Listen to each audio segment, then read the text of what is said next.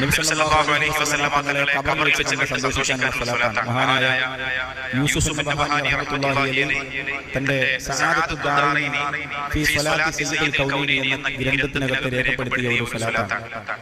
33 പ്രാവശ്യമാണ് സ്വലാത്ത് ഒരു ദിവസം നിങ്ങൾ ചൊല്ലേണ്ടത്. സമയം നിങ്ങൾക്ക് എപ്പോൾ വേണമെന്ന് നിങ്ങൾക്ക് തീരുമാനിക്കാം. മഗ്‌രിബിനോ സുബ്ഹിക്കോ നിങ്ങൾക്ക് ഇഷ്ടമുള്ള ഒരു സമയം മുടങ്ങാതെ കൃത്യമായിട്ട് ചൊല്ലിയാൽ സഹോദരിമാർക്ക് ശാരീരിക അശുദ്ധിയുള്ള സമയത്ത് പോലും ചെല്ലാൻ പറ്റുന്ന ഈ സ്വലാത്ത് അല്ലാഹു അത് രേഖപ്പെടുത്തിയ മഹാന്മാരുടെ ബർക്കത്ത് കൊണ്ട് കൃത്യമായിട്ടും അതിന്റെ എല്ലാ പ്രതിഫലവും നേടിയെടുക്കാൻ നമുക്ക് തൗഫീഖ് നൽകി അനുഗ്രഹിക്കുമാറാകട്ടെ. ബിസ്മില്ലാഹിർ റഹ്മാനിർ റഹീം. അല്ലാഹുമ്മ സ്വല്ലി അലാ സയ്യിദിനാ മുഹമ്മദിൻ وآله صلاة تكون لك رضاء ولحقه أداء.